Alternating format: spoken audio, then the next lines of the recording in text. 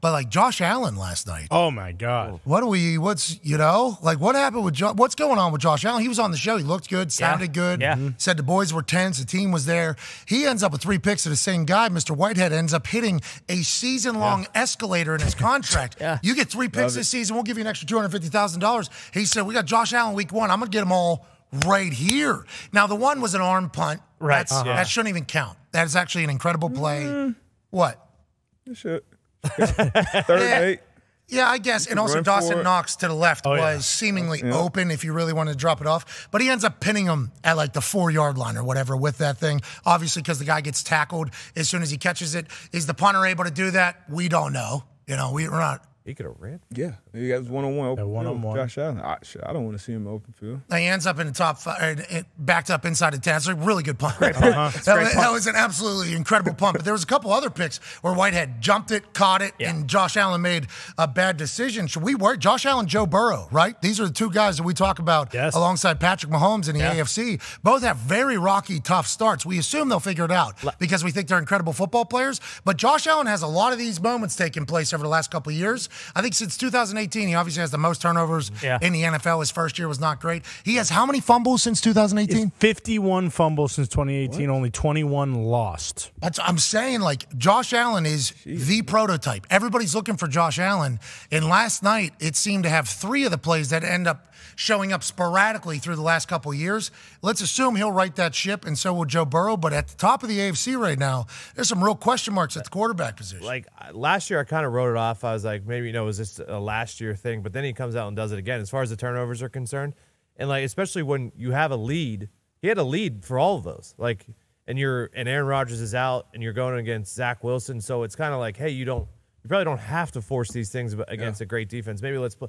He just doesn't. I don't think he has it in his DNA to play any way other than what he does. Oh, do we have hope in the Buffalo Bills? We talked about it a little bit there with Josh Allen. Obviously, we assume their culture is going to shine through, but that's a game that you should have won there. Yeah. That's a game that you should be 1-0, get started on the right foot. Are we going to get home field advantages here in the AFC? And I know there's a lot of games left, but Buffalo Bills fans have to be watching that game last night thinking maybe the non-hype about our team is accurate. Why was that the way the Bills played last night? I think we're all very shocked by that. Well, we kind of Tone mentioned it a little bit with like Josh Allen might just not have that in his DNA where like he always wants the big play. He's always going to push the ball down the field. And I'm not comparing the 2 guys, but this is what we always talked about with Carson Wentz. It's like, hey, at a certain point, like you have to change what's in your DNA. You can't. He leads the NFL in turnovers over the last 3 years. He's getting paid all this money. He's one of the best quarterbacks in the league. Like, you just can't be doing this kind of stuff, especially when you're in a division that's going to be like you need all these games.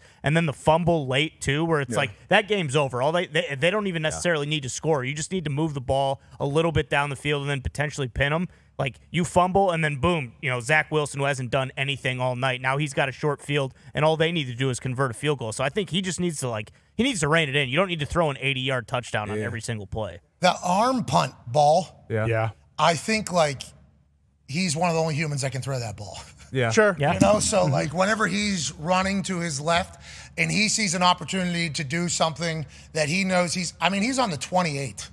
Yeah, humming. Yeah, that's a That was a 70-yard ball. Unreal. Cross his body, back over to the other hash. That's an absurd throw to not only try to make, but to be able to make. He's able to make that throw. Not a lot of people can. And we've all heard the Dan Orlovsky story in film with Matthew Stafford. And they're watching a play, and Dan Orlovsky's backing up Matt Stafford. And he says, hey, why'd you choose to throw the ball there? And Matthew Stafford, with the laser pointer, goes, you see that throw right there to the check down or the seam? Yeah, you can make that throw, Dan. That's a throw anybody can make. This one over here, though, you can't make that throw, right? No. Okay, that's what I thought. That's why I can make that throw. That's a fun throw to be able to make. It's like Josh Allen has those moments in the game where it's like, oh, I can put this thing 74 yards right now, right into the bucket, and we're talking about a highlight forever. And this defense can't expect me to throw this ball that far. No way. And then it feels like more often than not, the defense does expect. They are waiting on it. That's a fine line. Great and super talented players got to walk. You got to see the big picture. All right, sometimes just take what's there, take what's given to you. And like you said, there's been a story for him. And he, credit, he owned it after the game. He was just like, you know what, it's the same thing, different season basically, because the same thing happened last year when they played the Jets. And that's the only thing you can point at with Josh Allen and say, hey, that's the one thing he's got to fix, and that's between the ears. He has all the physical tools. If you create a player on Madden at quarterback, it will be Josh Allen. 6'4", 6'5", 240, can run the ball, can throw it 75 yards down the field, but you just got to be able to rein it in, see the big picture, and especially when you have I don't think their defense is as good as the Jets, but you have a good defense. And I think the Jets played a role in this too. Yeah. It wasn't like he was playing. This is one of the best, probably top 2-3 defense in the league. Wow.